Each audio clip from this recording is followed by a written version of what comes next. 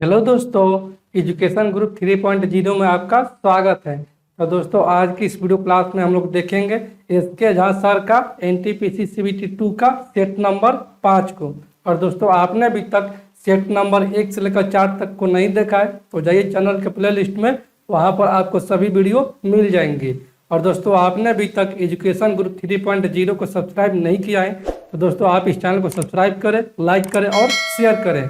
तो चलिए दोस्तों, आज की इस वीडियो क्लास को हम लोग स्टार्ट करते हैं बिना कुछ देरी किए। तो आज का हमारा पहला प्रश्न है, ए एक काम को 12 दिनों में कर सकता है और बी उसी काम को उससे आधे समय में कर सकता है। यदि वे दोनों एक साथ काम करते हैं तो काम कितने दिन में समाप्त हो जाएगा।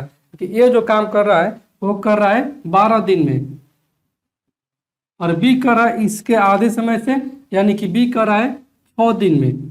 इन दोनों का टोटल कार्य हो जाएगा, इन दोनों का एलसीएम, इन दोनों का टोटल कार्य हो जाएगा 12। तो ए की क्षमता हो जाएगा 1 और बी की क्षमता हो जाएगा 2। तो हमसे पूछा गया कि यदि वे दोनों एक साथ काम करते हैं तो काम कितने दिनों में समाप्त हो जाएगा। तो दोस्तों, एक दिन में कितने यूनिट काम कर रहे हैं? एक दिन में एक काम कर रहे हैं 2 और 1 3 यूनिट। करना कितना है? 12 यूनिट। कि 3 बराबर में हो जाएगा 12, तो 1 बराबर में हो जाएगा 12 बट्टा में 3, यानी कि ये दोनों मिलकर काम करेंगे समाप्त 4 दिन में। इसलिए ऑप्शन हम लोग बी को टिक करेंगे। ठीक है दोस्तों, अगले प्रश्न की ओर बढ़ते हैं। अगला प्रश्न है, यदि एक संख्या को 169 से भाग किया जाए तो 78 शेषफल बचता है। यदि उसी संख्या को 13 से विभाजित किया जाए तो शेषफल क्या होगा। तो दोस्तों, ऐसा जब भी सवाल दिया रहेगा तो हम सबको भागा नहीं देंगे, हम केवल भागा देंगे। जो शेषफल रहेगा उसको भागा देंगे, जिस संख्या से भाग देने के लिए बोला जाएगा लास्ट वाला स्टेटमेंट में। यहाँ से दिया है कि 78 शेषफल बचता है, यहाँ से शेषफल बराबर में हो जाएगा, शेषफल बराबर में ये डायरेक्ट हम लोग करेंगे कितना भाग देने पर बच रहा है शेषफल 78, लेकिन 13 से भाग दिया जाता है कितना शेषफल बचेगा यही पूछा है। यहाँ से कर देंगे बटे में 13, तो ये करेगा 13 छक्के 78। यहाँ शेषफल कितना बचा? 0 बचा।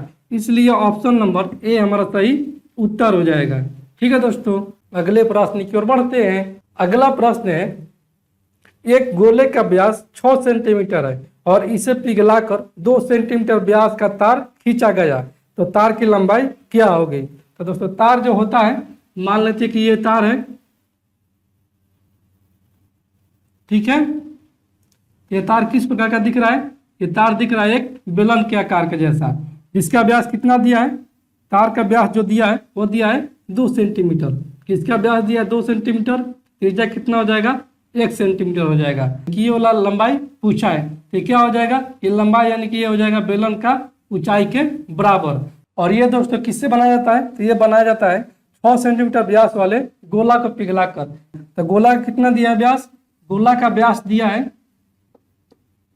वह दिया है 6 सेंटीमीटर। तो त्रिज्या कितना हो जाएगा? यह हो जाएगा 3 सेंटीमीटर। यहां से हम लिखेंगे तार का आयतन, कि तार का आयतन बराबर में हो जाएगा गोले का आयतन। तो तार का आयतन हो जाएगा पाई आर स्क्वायर एच, बराबर में हो जाएगा गोले का आयतन की 4 बट्टा में 3 पाई आर क्यू। जैसे पाई से पाई कैंसिल आउट हो गया। यहाँ से आर कितना है तार का? वो है 1, कि 1 गुने 1 इंटू का एच या लंबाई बराबर में हो जाएगा 4 बट्टे में 3 गुने आर। इसका कितना है? 3 सेंटीमीटर है। ये हो जाएगा 3 गुने 3 गुने 3, तो एक कट जाएगा 3 से 3 एक बार में। यहाँ से एच बराबर में आ जाएगा कि 33 के 9 चौके 36। तार की लंबाई जो है यह है 36 सेंटीमीटर या मीटर में सेंटीमीटर की 36 सेंटीमीटर। इसलिए ऑप्शन हम लोग डी को टिक करेंगे। ठीक है दोस्तों, अगले प्रश्न की ओर बढ़ते हैं। अगला प्रश्न है, 70,000 रुपये का पूंजी निवेश कर अनिल ने एक व्यवसाय आरंभ किया। 8 महीने के बाद 1,80,000 रुपये की पूंजी लगाकर विमल उसके साथ शामिल हो गया। तो अनिल और विमल 1 वर्ष के बाद किस अनुपात में लाभ बांटेंगे? कि लाभ का अनुपात ज्ञात करना है। तो दोस्तों, यहाँ से कितना कर रहा है अनिल निवेश? अनिल जो निवेश कर रहा है, अनिल और विमल है, तो अनिल निवेश कर रहा है 70,000 रुपये और यह कर रहा है पूरे वर्ष के लिए, यानी कि 12 मंथ के लिए। और विमल कितना कर रहा है, विमल कर रहा है 8 महीने के बाद, यानी कि 4 महीने के लिए ये निवेश करता है। और यह करता है 1,80,000, 1,80,000 निवेश कर रहा है 4 महीने के लिए। तो इन दोनों का अनुपात हो जाएगा लाभों का। यहाँ से 4 जीरो से 4 जीरो कैंसिल आउट कर देंगे। यहाँ से ये हो जाएगा 6 दूनी 12 और ये 6 18, तो ये हो जाएगा 7 दूनी 14, अनुपात का चौथी यहीं 12। तो यहाँ से और कट जाएगा, ये हो जाएगा 7 दूनी 14 और ये 6 दूनी 12। इनके लाभों का अनुपात जो आ गया वो 7:6 आ गया। इसलिए ऑप्शन नंबर ए को हम लोग टिक करेंगे। ठीक है दोस्तों, अगले प्रश्न की ओर बढ़ते हैं। अगला प्रश्न है, एक व्यक्ति धारा के विरुद्ध नौका को 3/4 किलोमीटर खेने में 11.1/4 मिनट का समय लेता है और वापस लौटने में यानी कि धारा की दिशा में वो 7.1/2 मिनट लेता है। तो स्थिर जल में व्यक्ति की गति कितनी है। यहाँ से व्यक्ति की चाल या नाव की चाल निकालेंगे। यहाँ से व्यक्ति की चाल बराबर में हो जाएगा धारा की दिशा में चाल और प्लस का हो जाएगा धारा के विपरीत, धारा के विपरीत दिशा में चाल और बटे में हो जाएगा 2। यहाँ से धारा की दिशा में कितना चाल हो जाएगा, वो धारा के विरुद्ध कर रहा है 3/4 किलोमीटर को खेने में 11.1/4 मिनट का समय लेता है। यानी कि x माइनस वाई यानी कि सापेक्ष चाल हो जाएगा धारा के विरुद्ध। या खे रहा है 3/4 किलोमीटर को 11.1/4 यानी कि 1144 और 45/4 मिनट में। इसको घंटा में बदलेंगे तो 60 से भाग देंगे।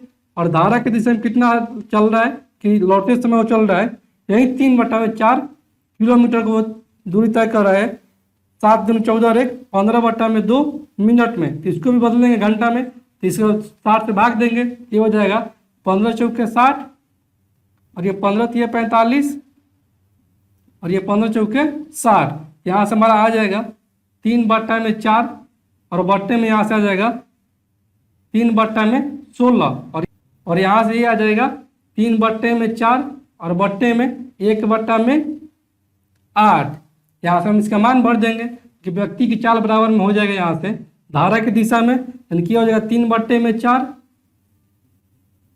और बट्टे में 1/8 और प्लस क्या हो जाएगा धारा की विपरीत दिशा में चाल कि 3/4 और बट्टे में 3/16 और पूरे के बट्टा में करना है 2। यहाँ से ये हो जाएगा 3/4 गुने का 8/1 और ये प्लस का हो जाएगा 3/4 गुने का 16/3 और ये पूरा का बट्टा में हो जाएगा 2।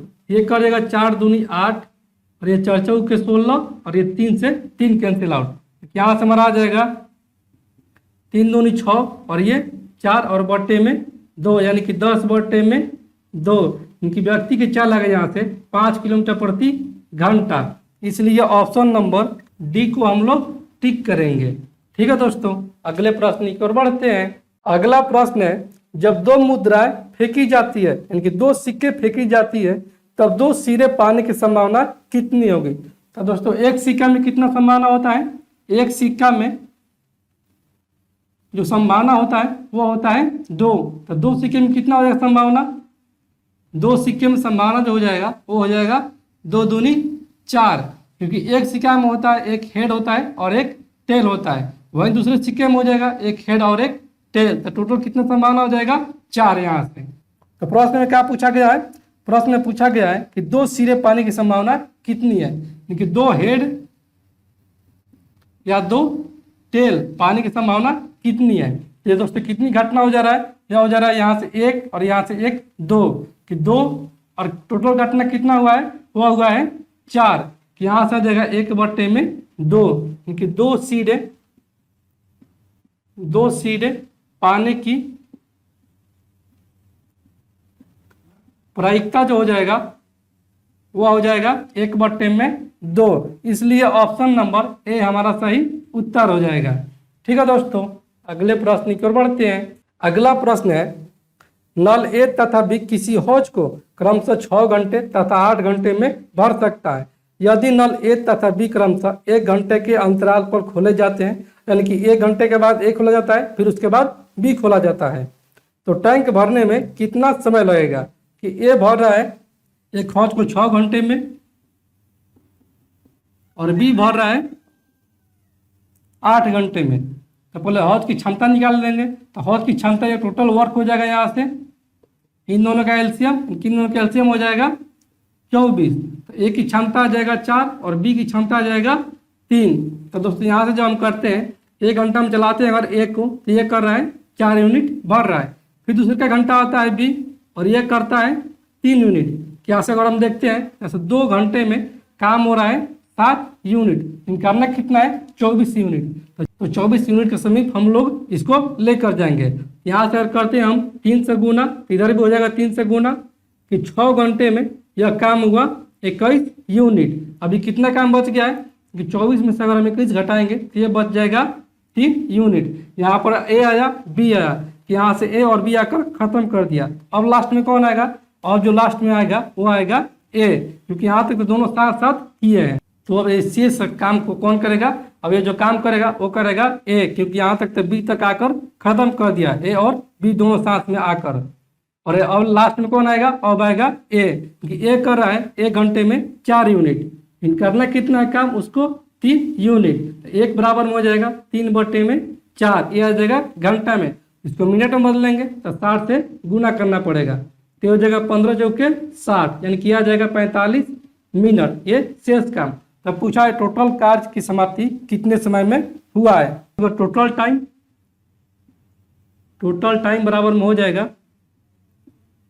यहाँ से कितना लगा है 6 घंटा, कि 6 घंटे यहाँ से लगा है और यहाँ से लगा है 45 मिनट, कि 6 घंटा 45 मिनट में यह टोटल कार्य जो है वो समाप्त हो जाएगा। इसलिए ऑप्शन नंबर बी को हम लोग टिक करेंगे। ठीक है दोस्तों, अगले प्रश्न की ओर बढ़ते हैं। अगला प्रश्न है 11, 7, 10, 13, 9 का मानक विचलन ज्ञात कीजिए, यानी कि स्टैंडर्ड डेविएशन ज्ञात कीजिए। यहाँ से पुलिस का माध्य निकाल लेंगे। तो माध्य बराबर में होता है टोटल परिणामों का योग बटम टोटल परिणामों की संख्या। तो कितना है यहाँ पर 11 प्लस का हो जाएगा 7 प्लस का हो जाएगा 10 प्लस का हो जाएगा 13 और प्लस का हो जाएगा 9 और बटम टोटल परिणामों की संख्या कि 1 2 3 4 5। तो यहाँ से हो जाएगा बट्टे में 5। इसको दोस्तों अगर हम जोड़ते हैं तो ये हो जाएगा 11 और 9 20, 20 10 30, 30 और 10 40, 10 50, 50 बट्टे में 5। यहाँ से माध्य हमारा आ जाएगा 10। ठीक है, यहाँ से मानक विचलन निकालेंगे कि मानक विचलन बराबर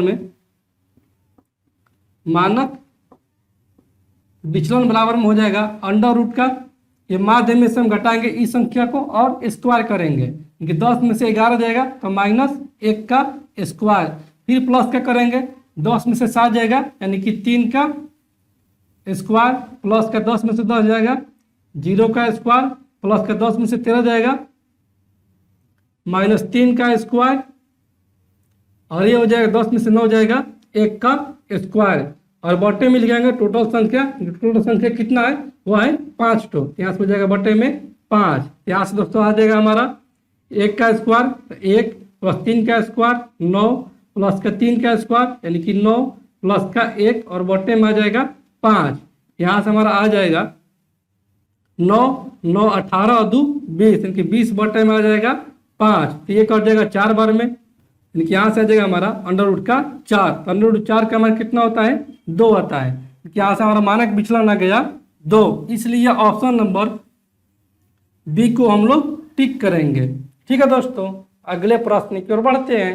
अगला प्रश्न है यदि x plus y plus z बराबर में 9 तथा एक्स वाई जेड बराबर में 15 हो तो x cube plus y cube plus z cube का मान क्या होगा।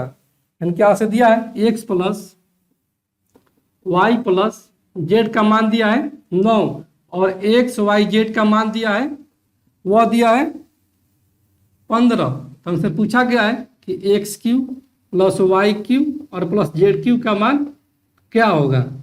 तो दोस्तों यहाँ पर ऐसा हम लोग एक्स वाई जेड का मान रखेंगे जो जोड़ने पर 9 आ जाए लेकिन गुना करने पर 15 आ जाए। तो दोस्तों यहाँ पर अगर हम रखते हैं एक्स का मान 5, वाई का मान अगर रखते हैं 3 और जेड का मान अगर रखते हैं 1, तो ये हो जाएगा 5, 3, 8 और 1, 9। लेकिन गुना करने पर क्या हमारा 15 आ रहा है, तो गुना करने पर देख रहे हैं तो ये 15 और 15 गुने 1 यानी कि ये हमारा गुना करने पर आ जा रहा है। एक्स का मान हो जाएगा 5, वाई का मान हो जाएगा 3 और जेड का मान हो जाएगा 1। यहाँ से इसका मान बढ़ देंगे, यहाँ से हो जाएगा 5 का क्यूब प्लस का 3 का क्यूब और प्लस का जेड का क्यूब यानी कि 1 का क्यूब, तो हो जाएगा 5 का क्यूब यानी कि 125 प्लस का 3 का क्यूब तो हो जाएगा 27 और 1 का क्यूब 1, ये हो जाएगा 27 और 1 28, 28 और 5 33, 33 की 3 हासिल 3, 3 और 2 5 और ये 1 इनकी 153। इसलिए ऑप्शन नंबर बी को हम लोग टिक करेंगे। ठीक है दोस्तों, अगले प्रश्न की ओर बढ़ते हैं। अगला प्रश्न है, एक पासे यानी कि डाइस जिसके फलकों पर 1 से लेकर 6 की संख्या लिखी गई है को 2 बार फेंका जाता है। ऐसे 2 संख्याओं जिसमें 2 का अंतर हो के आने की प्रायिकता कितनी हो सकती है। कि 2 डाइस है तो दोस्तों एक डाइस में कितनी संख्या होती है, वो होती है 6 और दूसरी डाइस में कितना हो जाएगा, इसमें भी हो जाएगा 6। क्योंकि यहाँ से घटना कितना हो जाएगा, यहाँ से घटना जो हो जाएगा वो हो जाएगा 6 का स्क्वायर यानी कि 36। 2 डाइस की घटना यहाँ से हो गया। इसमें हमसे पूछा गया है कि 2 का अंतर आने की क्या प्रायिकता है। तो 2 का अंतर कितना हो सकता है दोस्तों, एक तो 2 हो सकता है या 4 या 2 और एक तो होता है 5 या 3 या 5। ठीक है, और एक तो होता है 4, 6 या 4 और एक तो कौन सा हो सकता है, और एक तो हो सकता है 1 या 3 या 1। ठीक है, यहाँ से देखते हैं तो कितनी घटना हो जाता है, 1 2 3 4 5 6 7 और 1 8। यहाँ से 2 का अंतर आने की प्रायिकता बराबर में हो जाएगा, वो हो जाएगा 2 का अंतर आने की घटना यानी कि 8 और बटन का टोटल घटना यानी कि 36। ये हो जाएगा 4 दूनी 8, ये 4 9 36। 2 का अंतर आने की प्रायिकता जो हो जाएगा वो हो जाएगा 2/9। इसलिए ऑप्शन नंबर बी को हम लोग टिक करेंगे। ठीक है दोस्तों, अगले प्रश्न की ओर बढ़ते हैं।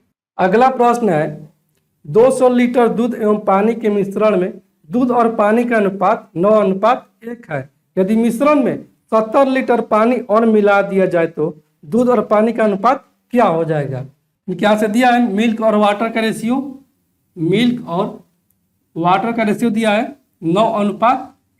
ये 200 लीटर में, 200 लीटर मिश्रण में यहाँ से दिया मिल्क और वाटर का रेशियो 9:1। यहाँ से अनुपात में कितना योग है, अनुपात में योग है 10 और इसी 10 का मान दिया है 200।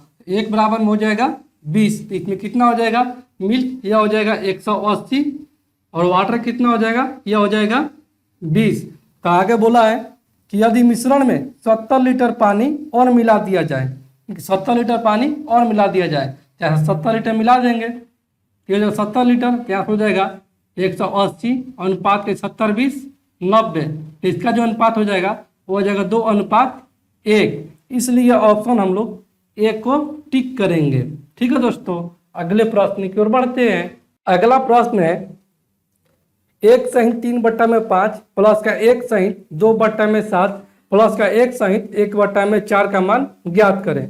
यानी कि यहाँ से दोस्तों हो जाएगा 5 एकम 5 और 3 8 यानी कि 8/5 प्लस का हो जाएगा ये 7 एकम 7 प्लस 2 यानी कि 9/7 प्लस का हो जाएगा ये 4 एकम 4 और 1 5 यानी कि 5/4। 3 सभी का एलसीएम हो जाएगा 5 7 4 का एलसीएम हो जाएगा दोस्तों, इसका एलसीएम हो जाएगा 140।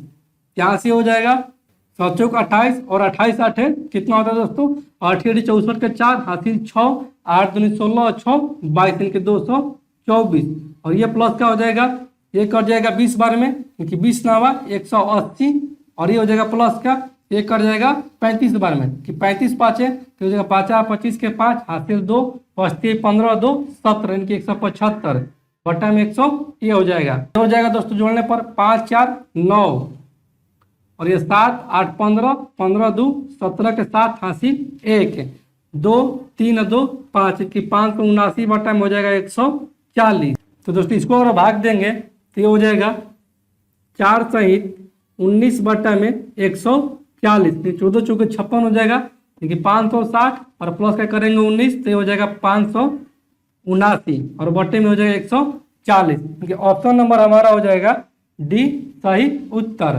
ठीक है दोस्तों, अगले प्रश्न की ओर बढ़ते हैं। अगला प्रश्न है ए की आय का 5% बी की आय के 15% के बराबर है तथा बी की आय का 10% सी की आय के 20% के बराबर है। यदि सी की आय जो है वो 2000 रुपये हो तो ए की आय क्या है। तो दोस्तों यहाँ से दिया है कि ए की आय का 5%, कि ए की आय का 5% यह बराबर है बी की आय का 15% के।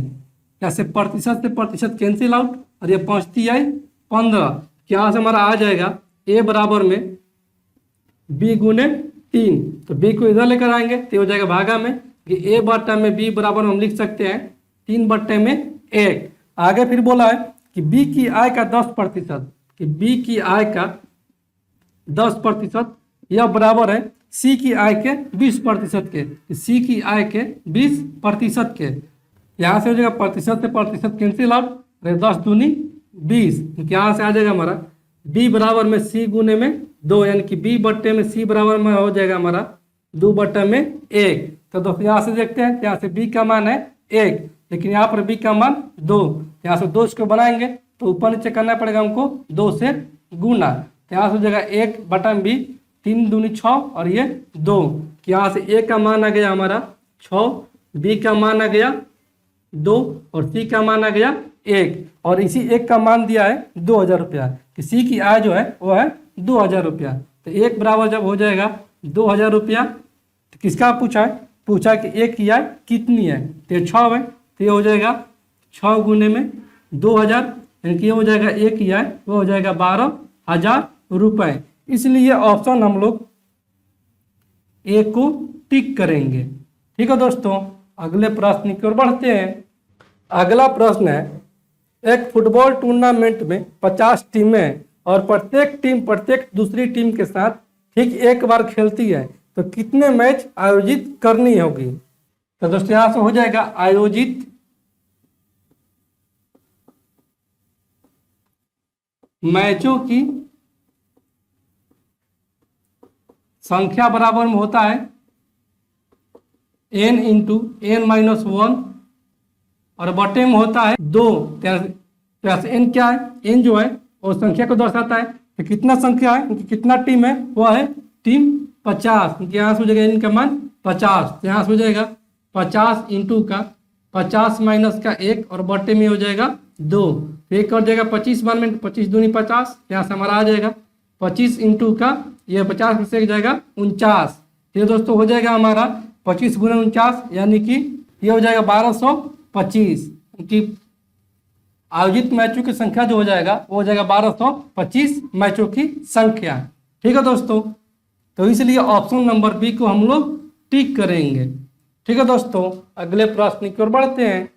अगला प्रश्न है एक कक्षा की औसत आयु 15.8 वर्ष है और कक्षा में लड़कों की औसत आयु 16.4 वर्ष है और लड़कियों की 15.4 वर्ष है, तो कक्षा में लड़के और लड़कियों का अनुपात कितना होगा। तो दोस्तों यहाँ से दिया है बॉयज का औसत जो है वह है 16.4, यहाँ से बॉयज और यहाँ से हो जाएगा ये गर्ल है, तो बॉयज का है कितना, यह है 16.4 वर्ष और गर्ल का कितना है, गर्ल का है 15.4 वर्ष। और पूरी कक्षा का औसत कितना है, तो पूरी कक्षा का औसत है 15.8 वर्ष। यहाँ से हो जाएगा एलिगेशन मेथड से इसको बना देंगे, ये हो जाएगा 15.8 में से 15.4 जाएगा, ये हो जाएगा 0.4 और ये 16.4 में से अगर हम 15.8 घटाएंगे तो ये हो जाएगा 0.6, यहाँ से दशमलव से दशमलव कैंसिल आउट और ये 2 दूनी 4 और ये 3 दूनी 6, क्योंकि बॉयज और गर्ल का अनुपात आ गया वो आ गया 2:3 और यही पूछा कि लड़के और लड़कियों का अनुपात क्या है, तो इसलिए 2:3 हो जाएगा। तो ऑप्शन नंबर हम डी को टिक करेंगे। ठीक है दोस्तों, अगले प्रश्न की ओर बढ़ते हैं। अगला प्रश्न है यदि किसी वर्गात्मक समीकरण इनके द्विघात समीकरण के मूलों का योग 9 तथा गुणनफल 14 हो तो समीकरण कौन सा होगा। तो दोस्तों यहाँ से दिया है मूलों का योग यानी कि अल्फा प्लस बीटा का मान दिया है 9 और मूलों का गुणनफल दिया है 14 यानी कि अल्फा इंटू बीटा का मान दिया है 14। तो समीकरण पूछा कि द्विघात समीकरण पूछा है, यहाँ से देगा द्विघात समीकरण बराबर में वह होता है एक्स स्क्वायर माइनस का अल्फा प्लस बीटा इंटू का एक्स और प्लस का होता है अल्फा गुने में बीटा। यहाँ से हो गया एक्स स्क्वायर माइनस का अल्फा प्लस बीटा कि मूलों का जो कितना है वो है 9, यहाँ से माइनस का 9x प्लस का मूलों का गुणनफल वो दिया है 14, तब प्लस का हो जाएगा 14 इनके वो समीकरण आ गया एक्स स्क्वायर माइनस का 9x प्लस का 14। इसलिए ऑप्शन हम लोग डी को टिक करेंगे। ठीक है दोस्तों, अगले प्रश्न की ओर बढ़ते हैं। अगला प्रश्न है 8,000 रुपये पर 5% प्रति वर्ष की दर से 3 वर्ष का चक्रवृद्धि ब्याज कितना होगा। तो दोस्तों यहाँ से हम लोग 1 वर्ष का पहले साधारण ब्याज ज्ञात कर लेंगे। यहाँ से पी दिया है कि मूलधन दिया है 8,000 रुपया और रेट दिया है 5% और टाइम दिया है 3 वर्ष। यहाँ से 1 वर्ष का अगर साधारण ब्याज निकालेंगे तो 1 वर्ष का साधारण ब्याज हो जाएगा PRT और बटे में हो जाएगा 100 के 2 जीरो कैंसिल आउट, यहाँ से आ जाएगा हमारा 1 वर्ष का साधारण ब्याज हो जाएगा 8 5 40 यानी कि 400। तो ये हो जाएगा 1 वर्ष का साधारण ब्याज, ये दूसरे वर्ष का साधारण ब्याज और ये तीसरे वर्ष का साधारण ब्याज। और दोस्तों जो साधारण ब्याज पर जो ब्याज लगेगा वही हो जाएगा चक्रवृद्धि ब्याज कि 400 का अगर फिर हम निकालेंगे 5%, तो 400 का अगर 5% निकालेंगे तो ये हो जाएगा 2 जीरो कैंसिल आउट कि 5 के 20, यहाँ से लिखेंगे 20 और फिर इसका दोगुना कर देंगे तो यहाँ से हो जाएगा ये 40 और ये फिर 20 का निकालेंगे हम लोग 5% कि 20 का 5% निकालेंगे तो ये हो जाएगा 20 5 100 और ये 5 एकम 5, यहाँ से आ जाएगा 1 रुपया। यहाँ से टोटल जोड़ देंगे तो यही जो टोटल जोड़ेंगे ये हो जाएगा हमारा चक्रवृद्धि ब्याज। यही बराबर यहाँ से हम लिख सकते हैं 400 400 800 800 400 1200 और प्लस का ये हो जाएगा 40 से 20 60 और 61 कि चक्रवृद्धि ब्याज बराबर हमारा आ गया 1261 रुपया। इसलिए ऑप्शन हम लोग सी को टिक करेंगे। ठीक है दोस्तों, अगले प्रश्न की ओर बढ़ते हैं। अगला प्रश्न है एक वस्तु 55 से 25 रुपये में खरीदी गई थी तथा 5,000 रुपये में बेची गई, तब प्रतिशत हानि ज्ञात कीजिए। यानी कि यहाँ से खरीदा गया था कि यहाँ से सीपी कितना किया गया था, वह किया गया था 5525 रुपया का और बेचा जा रहा है कि एसपी किया जा रहा है वह किया जा रहा है 5,000 रुपये में। तो यहाँ से लॉस प्रतिशत बराबर में हो जाएगा, लॉस प्रतिशत बराबर में कितना का लॉस हो रहा है 525 रुपया से और किससे हो रहा है वो 5525 रुपया से गुने में हो जाएगा 100। तो 5 से कटाएंगे तो हो जाएगा 5 एकम 5 5 एकम 5 0 5 25 और इसको 5 से कटाएंगे 5 एकम 5 0 5 25 फिर 5 से कटाएंगे एक कर जाएगा 5 दूनी 10 1 5 दूनी 10 और 5 एकम 5, तो ये 5 दूनी 10 और 5 एकम 5। यहाँ से हमारा आ जाएगा लॉस प्रतिशत बराबर में वो हो जाएगा 2100 बटे में 221। इसको अगर हम भाग देंगे तो ये हमारा हो जाएगा 9.5%। इसलिए ऑप्शन हम लोग सी को टिक करेंगे। ठीक है दोस्तों, अगले प्रश्न की ओर बढ़ते हैं। अगला प्रश्न है कोई रेलगाड़ी यदि 40 किलोमीटर प्रति घंटा की औसत चाल से चलती है तो अपने गंतव्य पर सही समय पर पहुंचती है। यदि वह 30 किलोमीटर प्रति घंटा के गति से चलती है तो 40 मिनट देर से पहुंचती है। तो प्रारंभिक स्थान से गंतव्य दूरी क्या है। यानी यहाँ से चाल दिया है, रेलगाड़ी का चाल जो दिया है वह दिया है, एक तो दिया है 40 और दूसरा दिया है 30। यहाँ से टाइम निकाल देंगे इस रेलगाड़ी का। इस रेलगाड़ी का टाइम हो जाएगा इनके चालों का व्युत्क्रम यानी कि 30:40, एक कर जाएगा 1 2 1 0 यानी कि 3:4 हो जाएगा। यहाँ से रेलगाड़ी का समय और इन दोनों के टाइम के बीच कितना अंतर है वो है 40 मिनट का। यहाँ से कितना अनुपात में अंतर, अनुपात में अंतर है 1 का और समय का कितना है प्रश्न में वो है 40 मिनट का। यहाँ से ये हो जाएगा 40 या 120 और ये हो जाएगा 40 चौके 160 मिनट, ये मिनट में सब है। ठीक है, तो पूछा है कि दूरी कितनी होगी। तो दोस्तों 120 मिनट को हम लिख सकते हैं 2 घंटा और 160 मिनट को हम लिख सकते हैं 2 घंटा 40 मिनट। यहाँ से आ गया, चाल दिया है कितना 40 किलोमीटर प्रति घंटा और टाइम कितना निकाल दिया है 2 घंटा। यहाँ से दूरी बराबर में हो जाएगा 4 गुने में समय यानी कि 40 गुने में 2। यहाँ से जाएगा 40 दूनी 80 किलोमीटर। इसलिए ऑप्शन नंबर डी को हम लोग टिक करेंगे। ठीक है दोस्तों, अगले प्रश्न की ओर बढ़ते हैं। अगला प्रश्न है, एक ऊर्ध्वाधर दीवार के सहारे 26 मीटर लंबी सीढ़ी टिकी हुई है। यदि दीवार के पाद से सीढ़ी का पाद 10 मीटर की दूरी पर हो तो जमीन से सीढ़ी के बाहरी किनारे की दूरी क्या है। तो दोस्तों मान लेते कि हमारा एक दीवार है, ठीक है, जिसके ऊर्ध्वाधर एक तो सीढ़ी टिकी हुई है। यह हो गया सीढ़ी,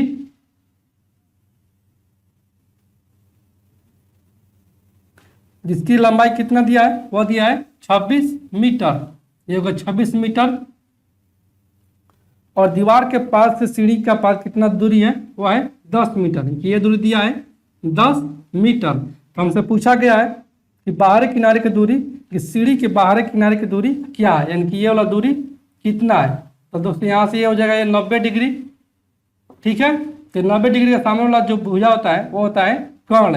ये कर्ण जब हो गया 26, ये कितना हो जाएगा, ये हो जाएगा अंडर रूट का, इसको मान लेते हैं x, यानी कि ये हो जाएगा x का स्क्वायर प्लस का ये हो जाएगा 10 का स्क्वायर। यहाँ से ये हो जाएगा 26 बराबर में x स्क्वायर प्लस का 10 का स्क्वायर यानी कि 100। तो इस वर्गमूल को इधर करेंगे तो ये हो जाएगा स्क्वायर में, यहाँ पर हो जाएगा स्क्वायर। ये 26 का जो स्क्वायर होता है वो होता है 676 बराबर में हो जाएगा x स्क्वायर प्लस का 100। तो 100 को इधर लाएंगे तो ये हो जाएगा माइनस में, क्योंकि 676 माइनस का 100 बराबर में हो जाएगा एक्स स्क्वायर। ये हो जाएगा 676 माइनस 100 यानी कि 576 बराबर में एक्स स्क्वायर। ऐसे एक्स बराबर हम लिख सकते हैं अंडर रूट का 576। 576 कितना वर्गमूल होता है, यह होता है 24 का, इनके यहाँ से आ जाएगा 24, क्योंकि यहाँ से यह दूरी आ गया 24 मीटर। इसलिए ऑप्शन हम लोग बी को टिक करेंगे। ठीक है दोस्तों, या इसको एक तो और तरीके से बना सकते हैं। ये तो हो गया इसका बेसिक। यहाँ से अगर देखते हैं तो यहाँ पर है 10 और ये 26, यानी कि कर्ण दिया है 26, बेस दिया है 10। यहाँ से लंब पूछा है, क्योंकि परपेंडिकुलर पूछा है, तो परपेंडिकुलर कितना होगा। तो दोस्तों हम जानते हैं कि समकोण त्रिभुज का जो ट्रिपलेट होता है वो होता है 5, 12 और 13। ये हो जाएगा कर्ण, और ये लंब या आधार कोई भी हो सकता है। वैसे कर्ण कितना किया है 26, यानी किसका किया है 2 गुना, और ये भी दिया है बेस 10, यानी किसका किया है 2 गुना। तो ये भी हो जाएगा 2 गुना, क्योंकि 12 का 2 गुना कितना हो जाएगा, ये हो जाएगा 24। तो दोस्तों ऐसे भी हम लोग बना सकते हैं, या इतना लंबा भी हम इसको बना सकते हैं। ठीक है दोस्तों, अगले प्रश्न की ओर बढ़ते हैं। अगला प्रश्न है, दो संख्या 2:3 में है। यदि प्रत्येक संख्या में 9 जोड़ा जाए तो उनका अनुपात 3:4 होगा, तो उन संख्याओं का गुणनफल कितना होगा। तो दोस्तों यहाँ से मान लेते हैं कि दो संख्याएं जो है वो है 2x और एक तो है 3x, जिसमें कि प्रत्येक संख्या में 9 जोड़ा जाता है। प्रत्येक संख्या में जब 9 जोड़ा जाता है तो यह अनुपात कितना हो जा रहा है, वह यह हो जा रहा है 3:4, यानी कि 3/4 हो जा रहा है। जैसे तिरछा तिरछी गुना हो जाएगा, ये हो जाएगा 4 दूनी 8x प्लस का 9 चौके 36 बराबर में 9x प्लस का 9 तिया 27। तो दोस्तों x को इधर के जाएंगे और 27 को इधर लेकर आएंगे। ठीक है, तो यहाँ से ये हो जाएगा 36 माइनस का 27 बराबर में 9x माइनस का 8x। ये हो जाएगा दोस्तों कितना, ये हो जाएगा 9, और ये हो जाएगा 9x में से 8x जाएगा, यानी कि x है। तो संख्या का गुणनफल पूछा है, तो संख्या कितना है, संख्या जो है वो है 2x और 3x है। ये हो जाएगा 9 दूनी 18 और ये हो जाएगा 9 तिया 27। इसके गुणनफल पूछा है, इसका गुणनफल कितना हो जाएगा, ये हो जाएगा 8 से 56 के 6 हासिल 5, 8 दूनी 16, 5 21, 21 7, 28 के 8 हासिल 2, 2 दूनी 4, इनकी 486 जो हो जाएगा, इन संख्याओं का गुणनफल हो जाएगा। इसलिए ऑप्शन हम लोग सी को टिक करेंगे। ठीक है दोस्तों, अगले प्रश्न की ओर बढ़ते हैं। अगला प्रश्न है, यदि tan phi plus cot phi का मान दिया है 5, तो tan स्क्वायर phi प्लस का cot स्क्वायर phi का मान क्या होगा। तो दोस्तों यहाँ से दिया है tan phi प्लस का cot फाइव का मान दिया है 5, तो पूछा है tan स्क्वायर 5 प्लस का cot स्क्वायर 5 का मान क्या होगा। तो दोस्तों दोनों तरफ अगर आप वर्क करते हैं, इनकी बोथ साइड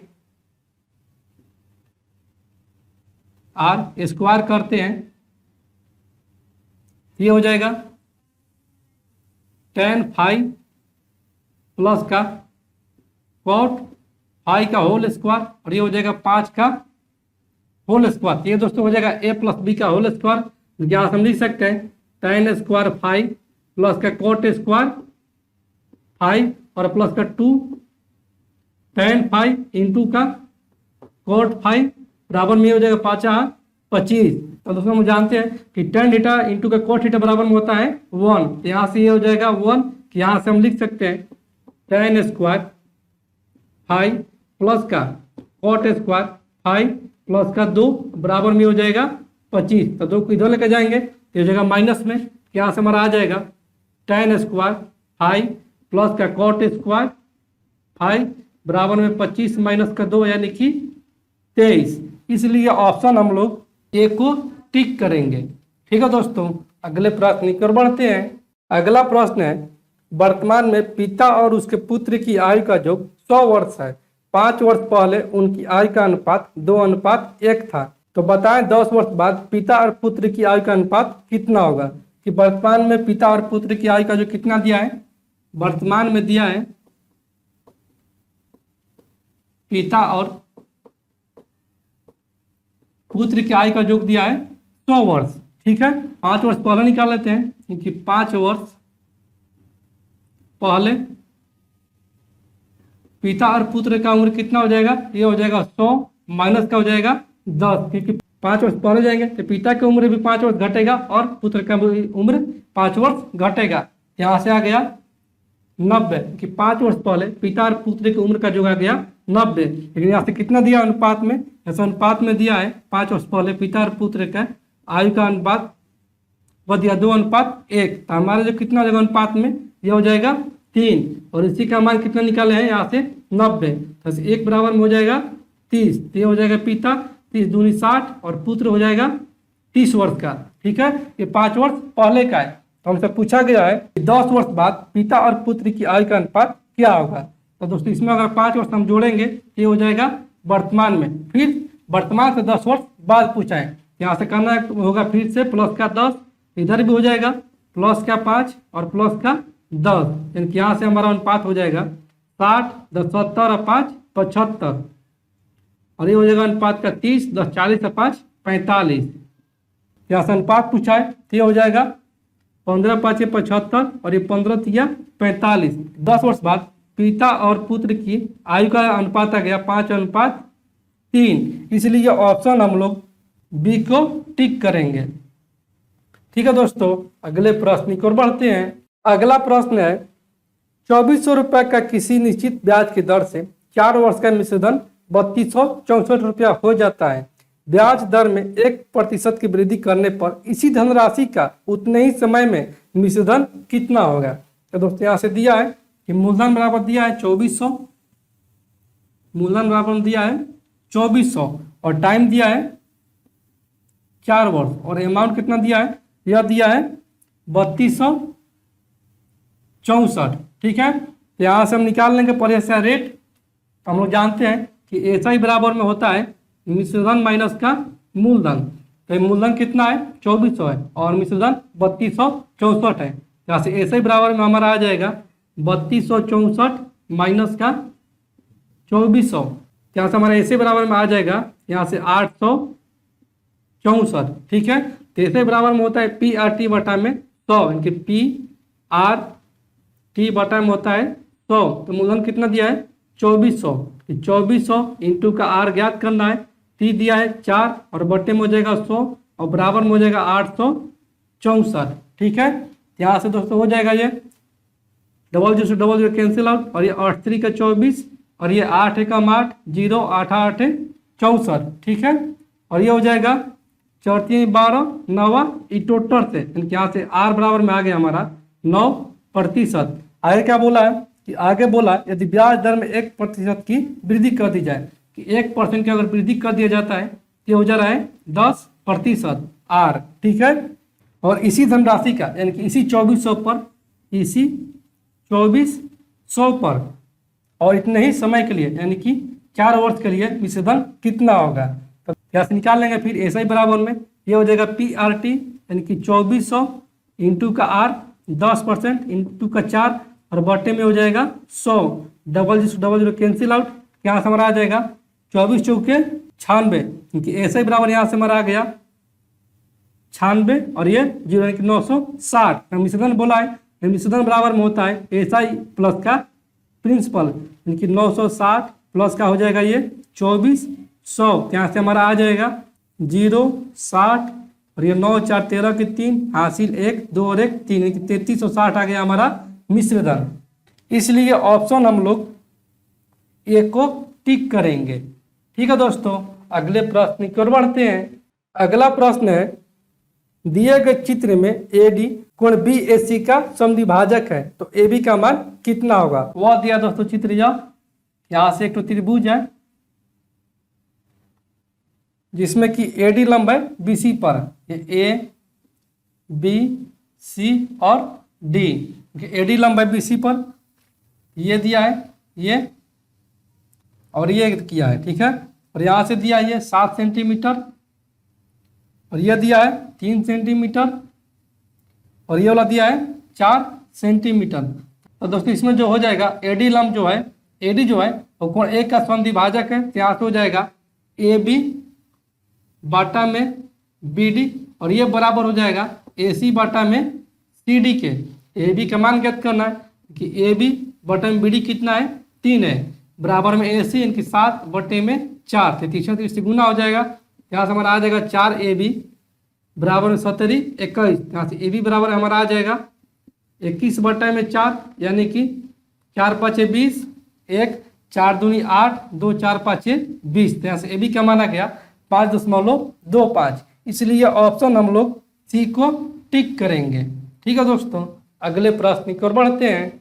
अगला प्रश्न है 10%, 20% और 30% के लगातार छूट कितना है। तो दोस्तों पहले 10 और 20 का निकाल लेंगे डिस्काउंट, तो 10 और 20 का एकल परसेंट को निकालेंगे तो ये हो जाएगा 10 प्लस 20 कि 10 प्लस का 20 और माइनस का हो जाएगा 10 गुने में 20 बट्टे में 100, तो ये हो जाएगा 20 और 10 30 माइनस के 2 कैंसिल आउट यानी कि 2, यहाँ से आ गया 28% और फिर दिया है 30%, यहाँ से फिर इसका एकल छूट निकालेंगे कि हो जाएगा 28 और 30 कि हो जाएगा 58 और माइनस का हो जाएगा 28 इंटू का 30 और बट्टे में हो जाएगा 100, तो एक दूसरे कैंसिल आउट, क्या से हमारा आ जाएगा 58 माइनस 28 3 84 यानी कि 8.4, यहाँ से हमारा हो जाएगा 49.6%। इसलिए ऑप्शन हम लोग बी को टिक करेंगे। ठीक है दोस्तों, अगले प्रश्न की ओर बढ़ते हैं। अगला प्रश्न है 2 रेल जिनकी चाल 3:4 है और ये समांतर पटरियों पर विपरीत दिशा में जा रही है। यदि प्रत्येक रेल एक खंबे को पार करने में 3 सेकंड ले तो वे कितने समय में एक दूसरे को पार करेंगे। तो दोस्तों ये समांतर पटरियां पर जा रही है और एक दूसरे को विपरीत दिशा की ओर जा रही है। इन दोनों का रिलेटिव स्पीड हो जाएगा इन दोनों का योग, यहाँ से चाल आ गया 3 और 4 का योग 7 और एक खंबे को कितना पार कर रही है, वो पार कर रही है 3 सेकंड में, टाइम आ गया 3 सेकंड। तो यहाँ से जो दूरी हो जाएगा वो दोनों रेलगाड़ी की लंबाई का योग हो जाएगा। जैसे कितना हो जाएगा दूरी, ये दूरी हो जाएगा v इंटू टी यानी कि 3 इंटू का 7, यहाँ से आ जाएगा दूरी ये d है, यह आ जाएगा 21 किलोमीटर और इसी 21 किलोमीटर पार करने में वो कितना समय लेती है। तो दोस्तों ये कितना है चाल, पहले मतलब दोनों का रिलेटिव स्पीड जो है वो है 7 किलोमीटर, यहाँ से 7 बराबर में d यानी कि 21 और बटे में हो जाएगा t, तो एक कर जाएगा 3 बार में कि t बराबर में आ जाएगा यहाँ से हमारा 3 सेकेंड कि ये दोनों रेलगाड़ियाँ जो है वो एक दूसरे का पार कर जाएंगी 3 सेकेंड में। इसलिए ऑप्शन नंबर ए हमारा सही उत्तर हो जाएगा। ठीक है दोस्तों, अगले प्रश्न की ओर बढ़ते हैं।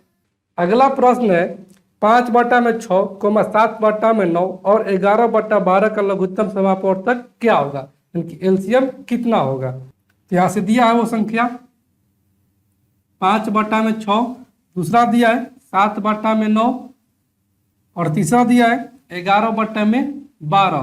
तो इसका एलसीएम पूछा है, तो एलसीएम बराबर में हो जाएगा इसका एलसीएम यानी कि अंश का एलसीएम और ये हो जाएगा बटा में हर का एचसीएफ, यह भिन्न का एलसीएम होता है। तो एलसीएम बराबर हम लिख सकते हैं 5, 7, 11 का एलसीएम ये हो जाएगा 7, 5, 35 और 35 और 11 यानी कि 11, 5, 55, 3, 11, 33, 5, 38, ये हो जाएगा 385 और बट्टा में ये हो जाएगा एचसीएफ। इसका दोस्तों एचसीएफ कितना हो जाएगा, ये हो जाएगा 6, 9, 12 का एचसीएफ कि 6 को अगर 9 से भाग देते हैं तो हो जाएगा 1 यानी कि यहाँ आ जाएगा 3, यहाँ से एचसीएफ आ जाएगा 3, तो हमारा एलसीएम आ जाएगा वो आ जाएगा 385/3। तो दोस्तों इसको अगर हम और तोड़ेंगे तो ये हो जाएगा 3 एकम 3, 3 दूनी 6, 2, 3/24, 1 यानी कि 128, 1/3 यहाँ पर आ जाएगा एलसीएम यानी कि ऑप्शन नंबर ए को हम लोग टिक करेंगे।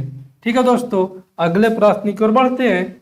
अगला प्रश्न है, यदि 9x + 4y बराबर में 15 तथा kx + 12y बराबर में 45 सरेख रेखाएं हो तो k का मान ज्ञात कीजिए। तो दोस्तों यहाँ से दिया है रेखा यानी कि 9x + का 4y, 9x + का 4y बराबर में है 15।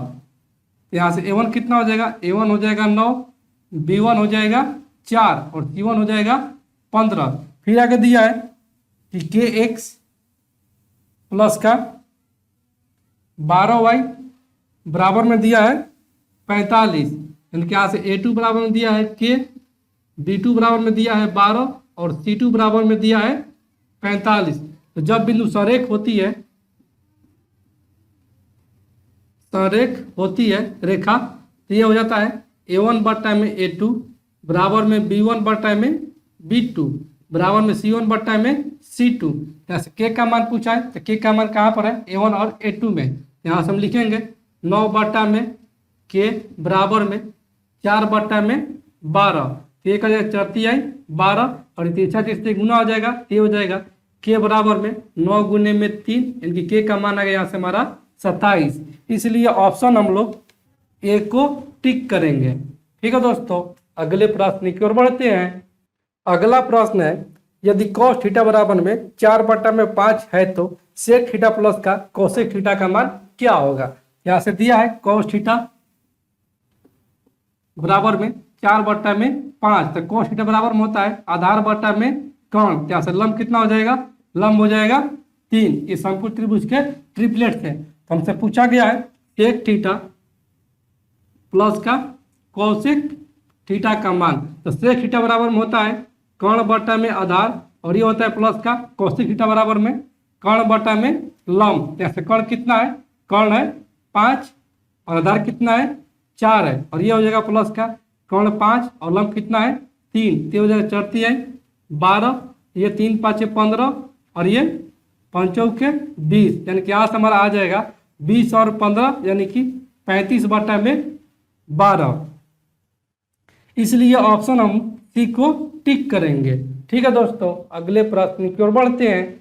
अगला प्रश्न है, निम्न में से कौन ऋण संख्या है। तो दोस्तों यहाँ से पूछा कि कौन सा ऋण संख्या है, यानी कि कौन से एक अभाज्य संख्या है। तो दोस्तों यहाँ से अगर ऑप्शन ए को देखते हैं तो ऑप्शन ए में है 187। तो दोस्तों इसका गुणनखंड करेंगे तो ये हो जाएगा दोस्तों कितना से, ये हो जाएगा, इसका गुणनखंड करेंगे तो ये हो जाएगा 11 × 17 यानी कि 17 और 11 से गुना करेंगे तो ये हो जाएगा 187। यानी कि ये तो अभाज्य संख्या नहीं है, ये तो भाज्य संख्या जो 11 और 17 से दोनों से कर सकता है। ऑप्शन बी को देखते हैं तो ऑप्शन बी में दिया गया है 119। तो दोस्तों इसका गुणनखंड हो जाएगा 17 × का 7 17 7 19 से होता है, इसका गुणनखंड संभव है। ऑप्शन नंबर सी को देखते हैं तो ऑप्शन सी का है 247 कि 247। तो इसका दोस्तों अगर हम गुणनखंड करते हैं तो इसका दोस्तों गुणनखंड हो जाएगा 19 × का 13 यानी कि 19 और 13 से दोनों से यह विभाज्य है। लेकिन ऑप्शन डी को देखते हैं तो ऑप्शन डी में 331 को दोस्तों किससे गुणनखंड करेंगे, तो 331 का दोस्तों 331 का कोई भी गुणनखंड नहीं हो सकता है कि 331 जो है यह एक अभाज्य संख्या है, इनको ऋण संख्या जो है वो ऑप्शन नंबर डी हमारा सही उत्तर हो जाएगा। ठीक है दोस्तों, अगले प्रश्न की ओर बढ़ते हैं। अगला प्रश्न है श्रेणी 1 प्लस 2 प्लस 3 प्लस 4 प्लस ऐसी करते करते n पदों तक है और इनका जोगफल 5050 है। तो इनके पदों की संख्या कितनी होगी, यहाँ से ये पूछा गया है कि श्रेणी है, इसमें दिया गया है 1 प्लस 2 प्लस 3 प्लस 4 प्लस करते करते n पदों तक और इनका जोगफल जो दिया है वो दिया है 5050। यहाँ से n का मान पूछें कि कितनी संख्याओं का यह योग है।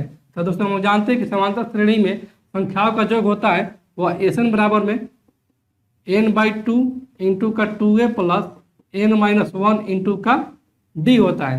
d मतलब सार्व अंतर। सार्व अंतर क्या होता है, तो सार्व अंतर जो होता है वो दूसरा पद माइनस का पहला पद होता है, क्योंकि 2 माइनस का 1 बराबर में यहाँ से आ जाएगा 1। ठीक है, और ये होता है टोटल संख्याओं का योग। तो योग कितना दिया है, 5050 दिया है। यहाँ से हो जाएगा 5050 बराबर में n/2 इंटू का 2a कितना है 1 है प्लस का n-1 इंटू का कितना है d 1 है। ठीक है, तो ये हो जाएगा इधर, तो ये हो जाएगा गुना में, ये हो जाएगा 0, 5 दूनी 10 के 0 हासिल 1, ये 1, 5 दूनी 10 क्योंकि 10,100 बराबर में हो जाएगा n इंटू का 2 प्लस n-1, ये हो जाएगा 10,100 बराबर में 2n प्लस का n² माइनस का n। ठीक है, यहाँ से दोस्तों हम लिख सकते हैं 10,100 बराबर में ये 2n माइनस का n यानी कि n² प्लस का n। तो इसको दोस्तों इधर लेके जाएंगे तो ये हो जाएगा यहाँ से 0 बराबर में n² प्लस का n और माइनस का 10,100। तो दोस्तों इस n को ऐसा गुणनखंड करेंगे जो जोड़ने और घटाने पर n दे दे, लेकिन गुना करने पर ये 10,100 दे दे। तो दोस्तों इसको अगर हम करते हैं 0 बराबर में n² प्लस का 101n और माइनस का 100n और माइनस का ये हो जाएगा 10,000, ये हो जाएगा दोस्तों 101n में से अगर 100n जाएगा तो ये हो जाएगा 1n। ठीक है, तो यहाँ से हो जाएगा 0 बराबर में यहाँ से n कॉमन लेते हैं तो n प्लस के ये हो जाएगा 101, यहाँ से अगर लेते हैं माइनस का 100 कॉमन ये हो जाएगा n माइनस का माइनस माइनस प्लस 101। यहाँ से हमारा आ जाएगा 0 बराबर में n प्लस का 101 और एक तो आ जाएगा n माइनस का 100। तो इन दोनों को 0 के बराबर करेंगे यानी कि n प्लस 101 बराबर में करेंगे 0, यहाँ से n बराबर में आ जाएगा माइनस का 101, तो ये होगा नहीं माइनस में, और एक तो करेंगे एक n माइनस 100 बराबर में 0, तो यहाँ से आ जाएगा n बराबर में 100, क्योंकि उस पदों की संख्या जो है वो है 100 और इसी 100 पदों का योग जो है वो 5050 है, इसलिए ऑप्शन हम लोग टी को टिक करेंगे। ठीक है दोस्तों, अगले प्रश्न की ओर बढ़ते हैं।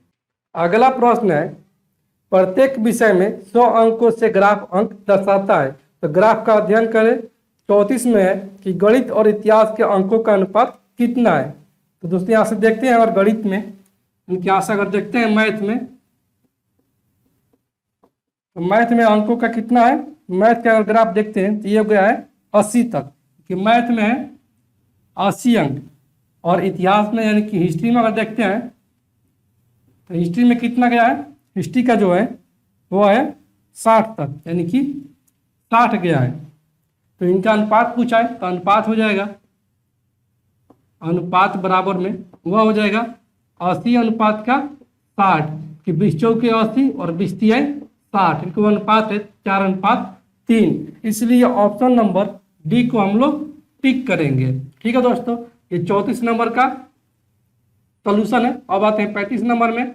35 नंबर में दिया है कि हिंदी और अंग्रेजी के औसत अंक कितने हैं। तो हिंदी में कितने हैं, हिंदी में अगर देखते हैं तो हिंदी में है ये गया है 70 तक। ठीक है, और अंग्रेजी में देखते हैं यानी कि इंग्लिश में देखते हैं, इंग्लिश में कितना गया है, यह गया है 40 तक, और इनका एवरेज पूछा है तो इनका पहले जो निकाल देंगे, इनकी एवरेज बराबर में हो जाएगा 70 प्लस का 40, और कितने विषय है वह है 2, 7 4 11 इनकी 110 बटे में 2, यहाँ से आ जाएगा 55। इनकी हिंदी और अंग्रेजी का औसत आ गया 55, इसलिए ऑप्शन नंबर सी को हम लोग टिक करेंगे। तो दोस्तों मैं उम्मीद करता हूं कि आज का ये वीडियो क्लास आपको पूरी तरह से समझ में आ गया होगा, और दोस्तों आपने अभी तक एजुकेशन ग्रुप 3.0 को सब्सक्राइब नहीं किया है तो इस चैनल को सब्सक्राइब करें, लाइक करें और शेयर करें। तो चलिए दोस्तों आज की इस वीडियो क्लास को यहीं पर एंड करते हैं, और फिर मिलते हैं अगले सेट में। तब तक के लिए धन्यवाद दोस्तों।